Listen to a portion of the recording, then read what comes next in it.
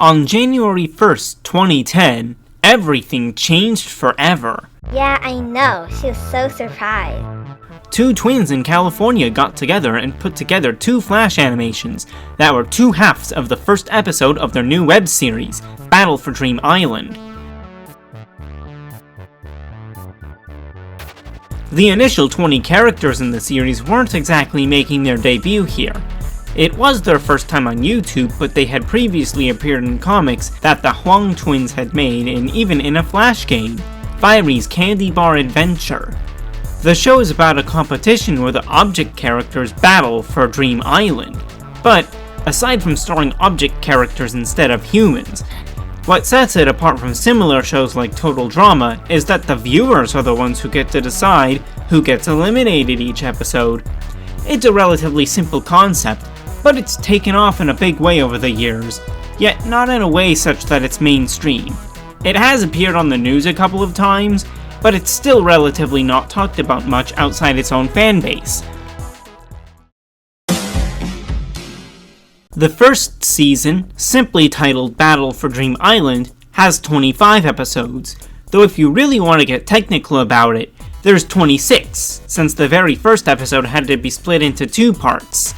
At the time, YouTube didn't support uploads above 15 minutes in length, and the combined length of the two parts is 17 minutes. Many of the shortest episodes in the series come from Season 1 actually, including the shortest overall, Lofty, which clocks in at a mere 5 minutes and 55 seconds. This season has various iconic moments in it, such as when Penn plans to call his island Penn Island. When I win, there'll be a big sign in front saying Penn Island, no spaces, all caps. And the post-credits scene from episode 8.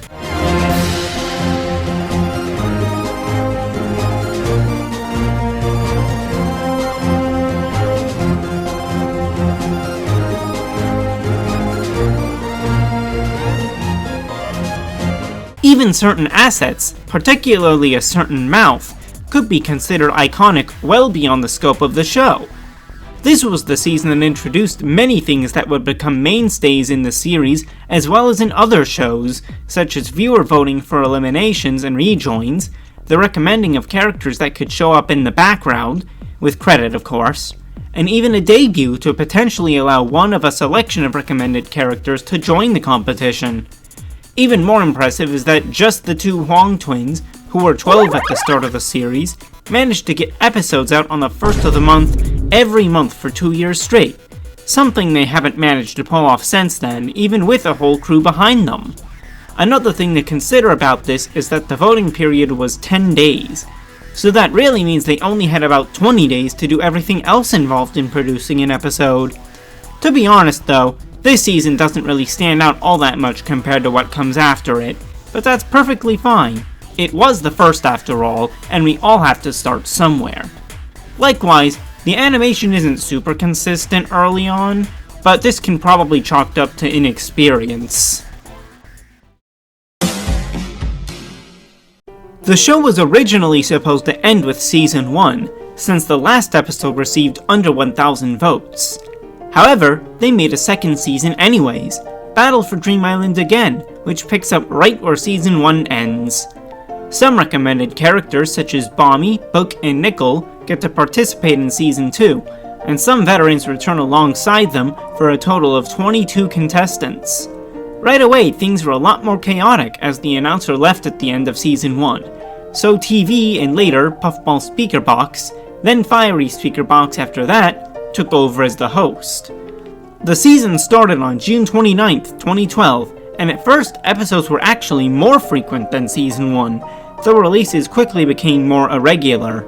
This season had a bit more of a mysterious tone to it with the lingering threat of Evil Leafy, who can take over the bodies of contestants and generally has an ominous presence. On that note, episode 5 was incredibly ambitious compared to anything that had come before it. There were sequences that had 3D animation, and the second of the 5 parts that the episode had to be broken into was a Flash game, which I already made a video on a bit back. The final of these parts released on August 1st, 2013, with BFDIA 6 planned for the following September 1st, presumably meaning they wanted to get back to uploading episodes monthly. But September 1st came and went, and BFDIA 6 didn't come. BFDI had gone on hiatus, with BFDIA specifically being cancelled entirely.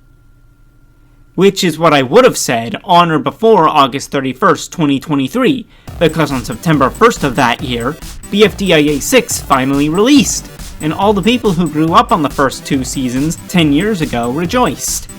Personally, I feel they've done a fantastic job with continuing it so far. It's been a fun show, and it shows that Carrie's still got it when it comes to writing these characters, even after all these years.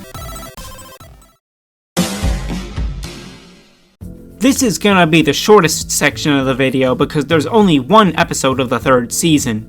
IDFB, released on September 1st, 2016, was originally the follow-up to BFDIA, and it seems like there would not have been any competition but instead be more slice-of-life-ish, with the appearance that some plotlines were being set up, like Pencil breaking up with Match, and the Bozo stuff. Where are you, Bozo? You need punishment. You can't hide forever, Bozo. This is also the episode where BFDIA's failed debuters receive updated redesigns, as some, such as Bottle, were still using crude assets. And in my opinion, others like Gady wouldn't have meshed well with the existing contestants design-wise, though that might just be because I'm more used to the redesigns. IDFB is on hiatus for the time being, but there's a good chance it'll come back once BFDIA finishes finally. Now for the biggest season in terms of iconicness and how many contestants there are, Battle for BFDI. Don't you want to battle to win a prize? But what is the prize? A BFDI. It features every character that could have joined a season in the past, along with a few new ones: Lie, Foldy, Stapy, and Loser. Additionally, this season has a unique vibe to it compared to the other seasons. Maybe it's the fact that they're using hand-drawn limbs and faces now instead of assets. Maybe it's the host is an eldritch abomination of an anthropomorphic number who screeches at people and sucks them up to eliminate them, forcing them to do math forever. It could also be that for the first time in the series, there are more voice actors than just the Huang twins, most notably Satomi Hanatsu and Kenzie Bryant, aka Pokey. Or it could even be all of the above at the same time.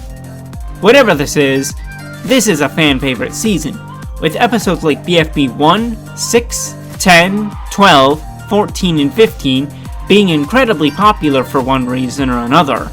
Some even going as far as to call BFB 14 the best in the whole series. And now, we come to a fork in the road, probably the most consequential thing to happen in the whole series since BFB 1 got shadow dropped late at night on November 3rd, 2017.